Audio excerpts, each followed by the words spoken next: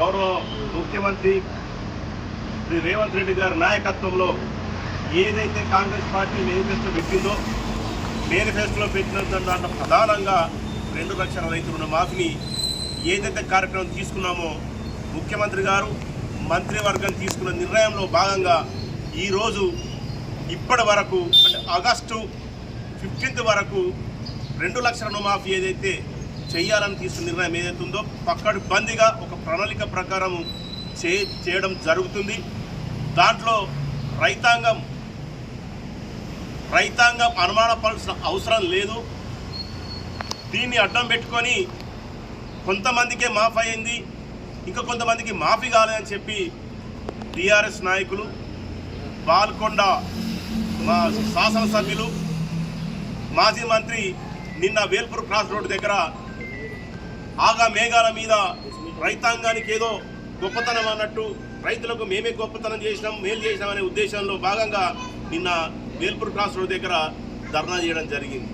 ధర్నా ఎందుకు చేసిందారంటే రైతులకు రుణమాఫీ చేయలేదు కాంగ్రెస్ పార్టీ, రేవంత్ రెడ్డి గారు తప్పుదారు పట్టిస్తున్నారని చెప్పేసి.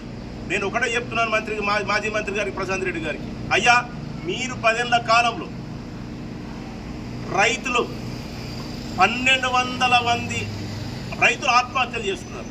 అది మీ పుణ్యం కాదా? అదే మాదిరిగా ఏకకాలం రైతుల మాఫీ చేస్తా అని చెప్పినటువంటి మీరు, మీ ప్రభుత్వం అప్పుడు కేసీఆర్ పనులో దాదాపు ₹1,00,000 చేస్తా అని చెప్పేసి సంవత్సరానికి 25 రూపాయలు మాఫీ చేసింది. ఏదో మీరు రైతుల మీద కపట ప్రేమ చూపిస్తున్నట్టు వ్యవహరిస్తున్నారు. మొత్తం మీరు రైతాంగానికి వ్యతిరేకులు అనేది స్పష్టంగా అర్థమైపోయింది.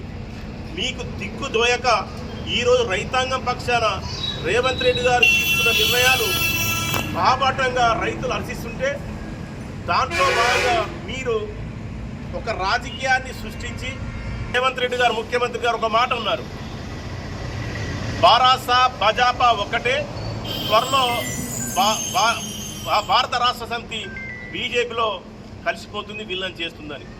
దానిని డైవర్ట్ చేయడానికి ఈరోజు ఈ రాష్ట్రంలో టీఆర్ఎస్ నాయకులు రైతు రుణమాఫీ అవ్వట్లేదు, పూర్తి స్థాయి కాలే అని చెప్పేసి మీరు చేసినటువంటి అప్పుల ఉప్పిలో రాష్ట్రం దిగజారినప్పుడు దాన్ని కాపాడేందుకు ముఖ్యమంత్రి రేవంత్ రెడ్డి గారు ఈరోజు ప్రధానంగా దగ్గర రైతులకు ప్రతి ఒక్కరికి కూడా వచ్చే విధంగా, అంటే నేటి వరకు కూడా నిన్నటి వరకు తీసుకుంటే దాదాపు 31,000 కోట్ల ఉన్నటువంటి ప్రాబ్లం వల్ల చివరి వరకు కూడా ఈ మంత్లో ప్రతి ఒక్కరికి కూడా 2 లక్షల రుణమాఫీ ఏదైతుందో ఖచ్చితంగా మాఫీ చేసేందుకు కాంగ్రెస్ పార్టీ సిద్ధంగా ఉంది.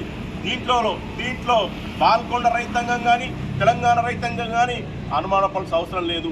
దయచేసి మీరు రైతాంగానికి నేను విన్నపించుకుంటున్నాం, మీ కాంగ్రెస్ పార్టీ తరఫున మీరు టీఆర్ఎస్కి ఈ రకంగా టీఆర్ఎస్ పార్టీ నాయకులు రాజకీయం చేస్తున్నారు. ఏకకాలం రైతుల మాఫీ ఏదైతే తీసుకున్న నిర్ణయం ఏదైతుందో అది ఖచ్చితంగా కాంగ్రెస్ పార్టీ అమలు చేస్తుంది.